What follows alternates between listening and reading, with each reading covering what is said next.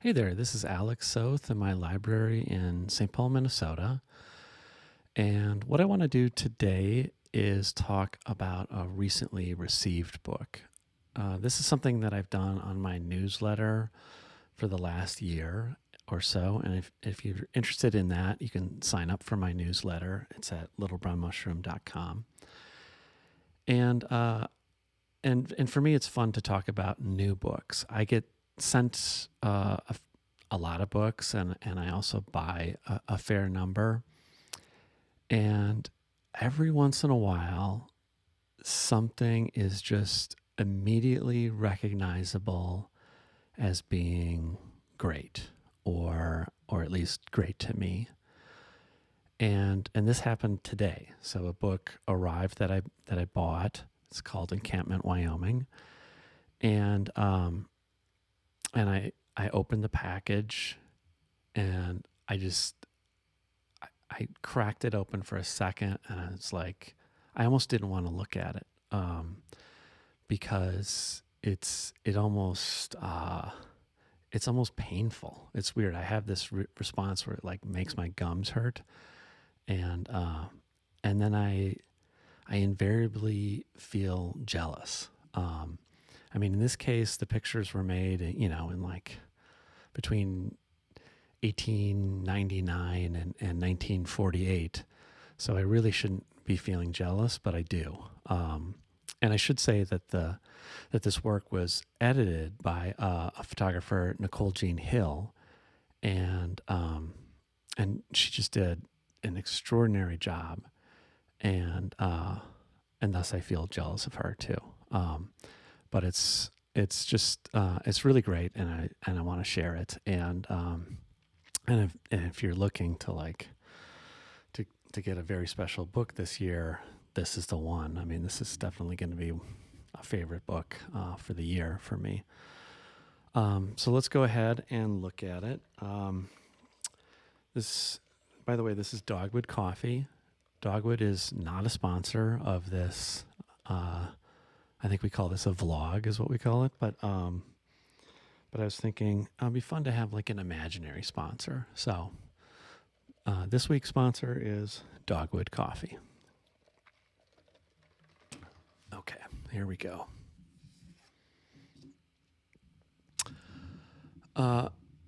Okay, so the first thing about this book is the packaging of it. So as I said, this is an archive of photographs, and it represents under 1% of the archive. So Lora Webb Nichols made something like 24,000 negatives in her lifetime. Just extraordinary production. And this is just a small glimpse of it.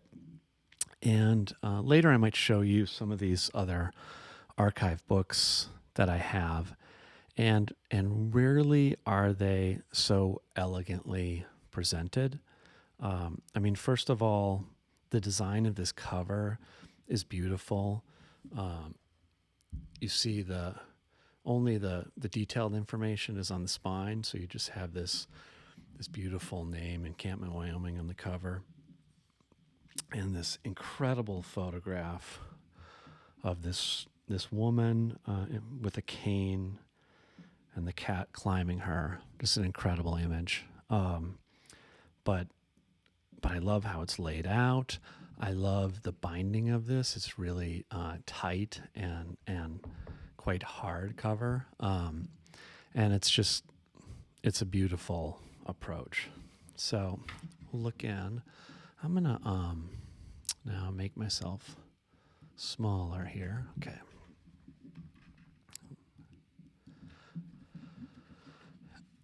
And so one thing about this book that I love is that it jumps right into photographs.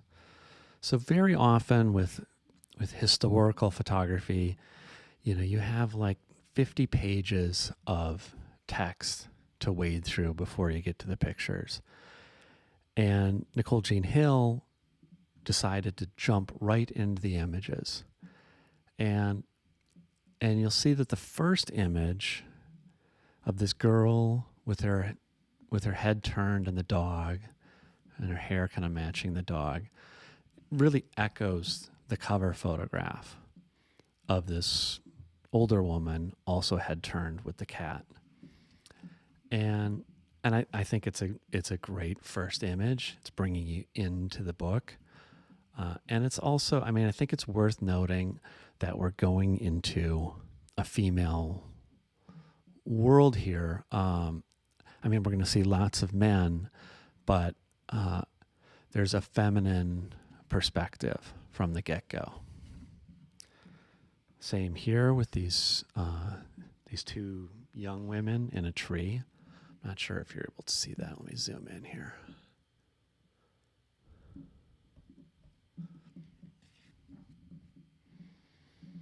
Look at this pair of pictures. This hair and this photographer over here. So Lora Webb Nichols owned a studio in this town. So it was a copper mining town, and it had a boom period and then faded away. But she lived there for much of her life. She moved away later, and then eventually came back and died there. But for many years, she had the Rocky Mountain Studios, a portrait studio, which is how she ended up making all these pictures. And when Nicole Jean Hill discovered this work, this was one of the first pictures she saw, and she was really drawn in. It is an extraordinarily intimate picture. So we're indoors with a woman in this intimate act. And that's not necessarily something that you would see from a community photographer, a male community photographer. So it's pretty extraordinary. This photograph was made, this is one of the earliest pictures in the book. It was made when Nichols was 16 years old, which is when she got her first camera. And it's a pretty great picture. And you'll notice this woman with the cane, it's actually the same woman. But this picture is made, I think I figured out that Nichols was 30 years old when she made this photograph. And so you're seeing development. But it's also worth noting that in editing this book, Hill didn't do this sequentially. The pictures are from all different time periods put together, which I think was a brave decision and something that separates this once again from the traditional kind of historical book. It's made by an artist, and the editing just has a very intuitive flow to it.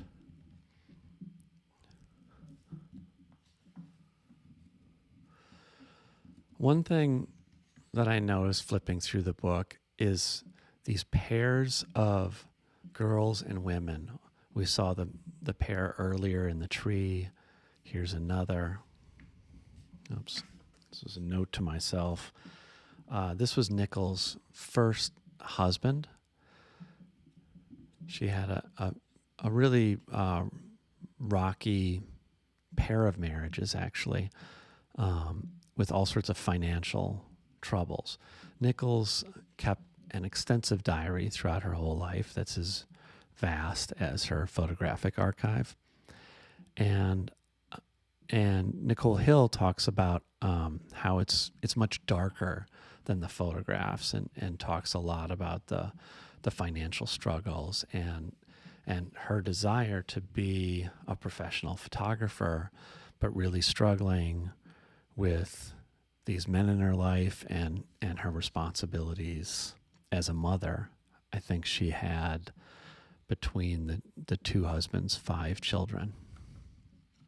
This is kind of interesting here. You see all these photographs. And, it's interesting to think about how much photography played a role in the life of this town so early on. Here's a photographer here. I mean, look at this pair of pictures. It's a special edit that's put together here. I saw some of these pictures online originally, and I had, the gum hurting feeling. And I thought, like, well, who's publishing this book? I hope it's not a disaster. And the publisher, incidentally, it's called FW Books. I'm not sure who they are. I want to say that they're in the Netherlands, but they did an amazing job. The printing is very solid. Look at this picture. And again, this almost shocking intimacy, which is pretty uncommon to see in photographs of this era. And this is something Hill talked about when she discovered the photographs, that she said she often didn't connect with images from this time period, or they felt far away. But these, along with Nichols' writing in her journals, it felt very contemporary to her. And I have that same feeling. Of course, it has all these sort of Western tropes, but it feels close. Here's another pair of women. Let's just zoom in and look at that.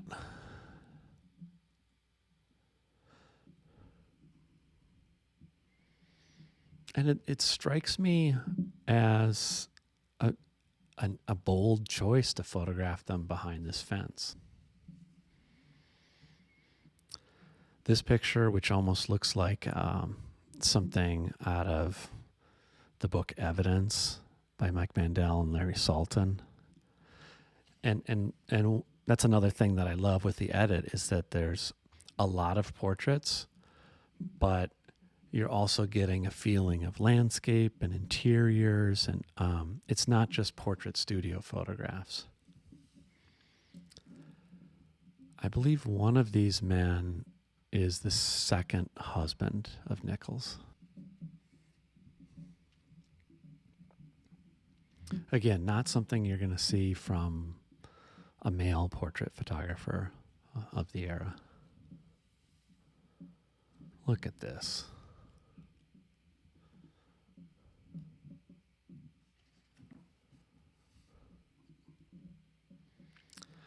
This child here on the right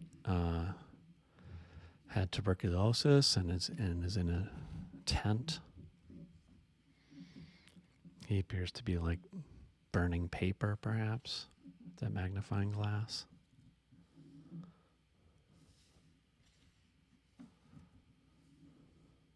This is another interesting editing move. This repetition that's done here.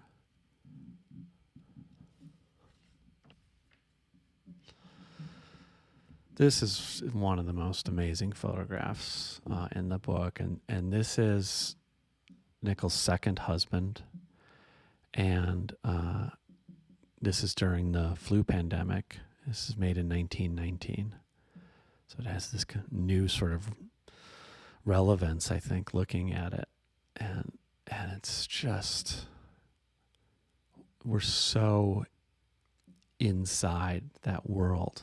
We have such incredible access.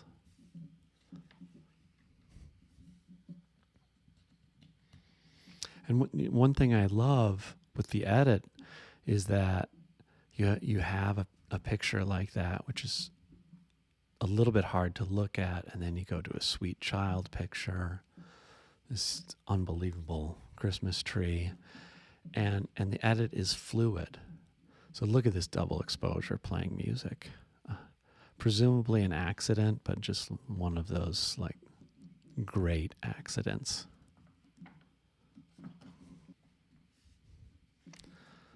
This is kind of interesting, subtle editing move. Outside a tent, looking in, having this sign saying "keep out," and then we're inside a tent looking out.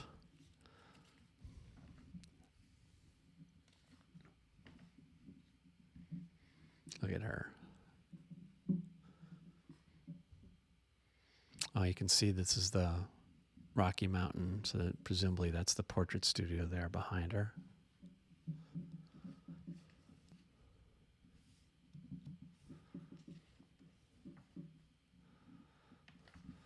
So you go from this pair of girls, young women, this pair of eggs here. It has a rhythm. It's not obvious. Such strong editing choices. Kind of seeing a pattern here of double portraits on the left and single on the right. So you have that again and again here.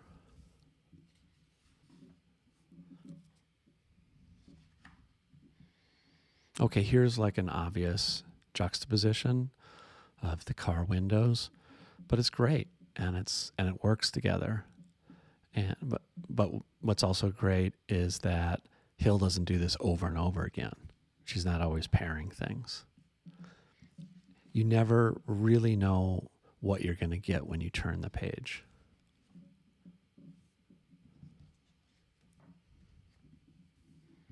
Ugh.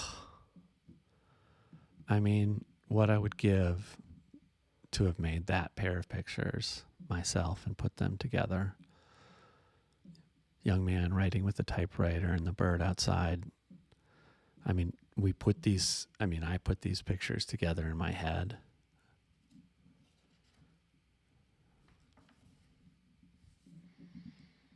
And from that bird to this bird. Subtle linkings. So here's a young girl with a camera, and you can see that this is the studio.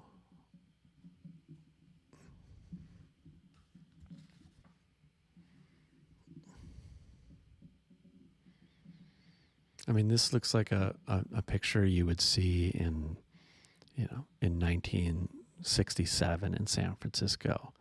It has that quality of intimacy.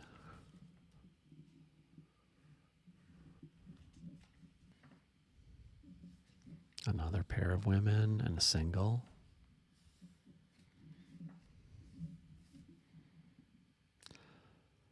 The use of the double page is so effective here.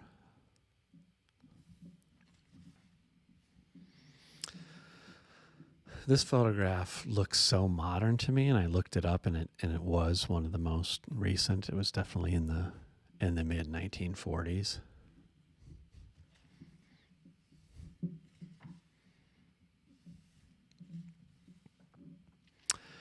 And the back of the book contains all of the information about Nichols, and again, it's done in this elegant way. So it's on black paper, but with silver printing, and it includes some of her diary entries. And I think it's worth reading one. I just found this so touching. So this is Nichols writing in 1901. So she would have been like 18 years old. She writes, "Isn't it funny how conceited and self-important sounding a diary is? It's I from the beginning to the end. But I know I don't amount to much. I don't cut much figure. I can't seem to do any good in the world. Point of fact, it seems to me I'm rather an encumbrance on the face of the earth. Nevertheless, I'm here and will have to keep pegging away, trying to make myself useful." It's pretty heartbreaking to think that this extraordinary young photographer who's doing incredible work at from the age of 16 felt that way about herself. And how sad is it that her work didn't really get any recognition until now.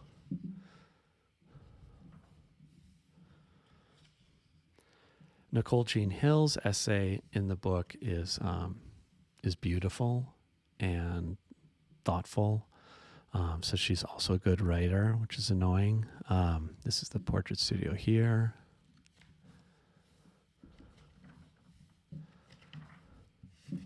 So there you have it. Just a great, great book. And I thought I would just take 1 second here to show some similar books and why I think this is so extraordinary.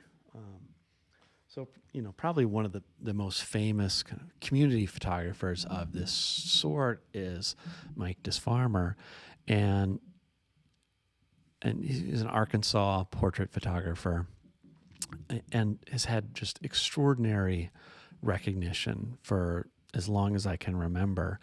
And I should say this is actually a really beautifully done book by Steidl. And I'm not going to go through the whole thing, but it starts with the text, and then it's portraits all the way through, and they're fascinating and interesting, but they're not. You just don't have the kind of glimpse into people's lives that you do with Nichols' work.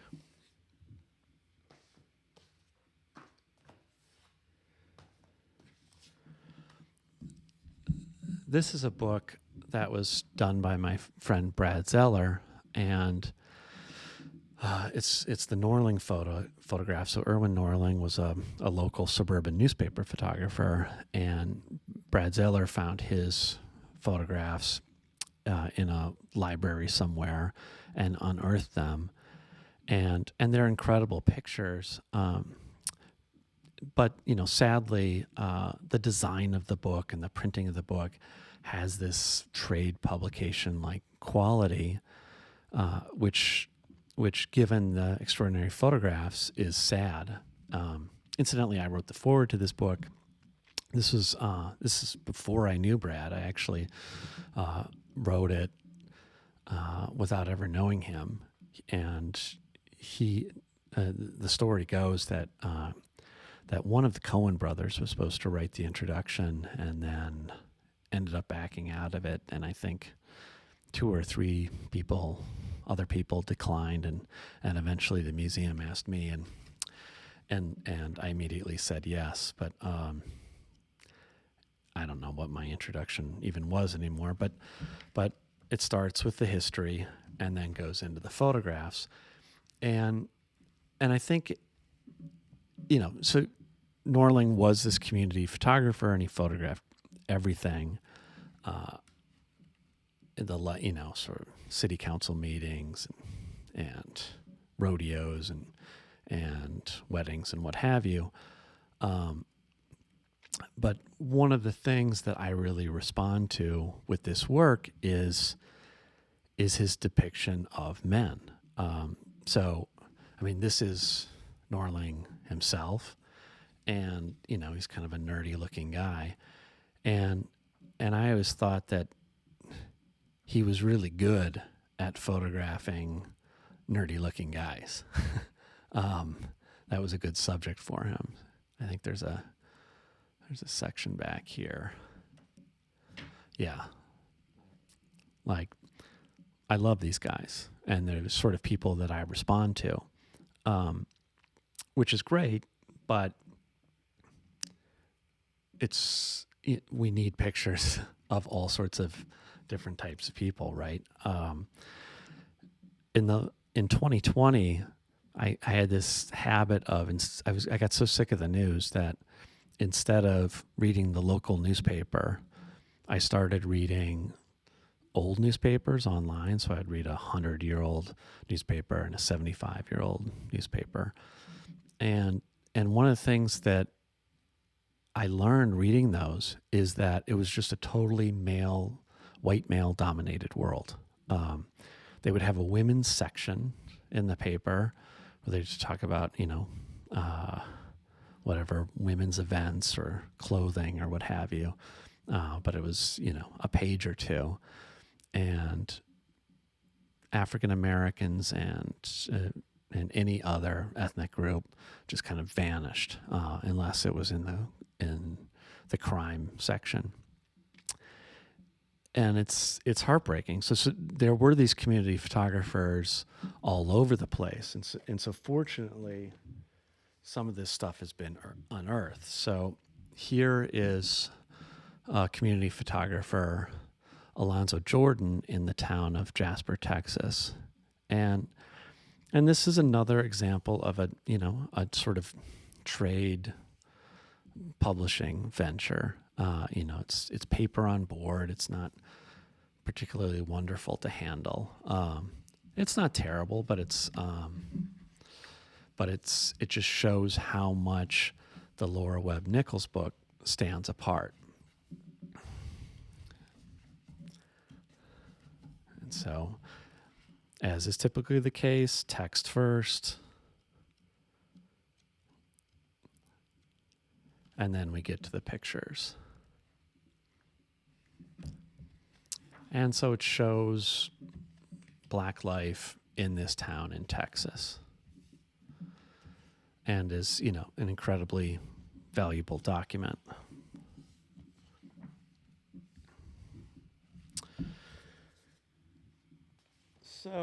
So that's a little bit of a roundup of some of these books. I have one last one here, which if you're interested is a really great book. It's Bill Wood's Business, and it's another one of these community photographers, but more elegantly printed. I believe this was printed by Steidl as well. But it's again, this is a very white world.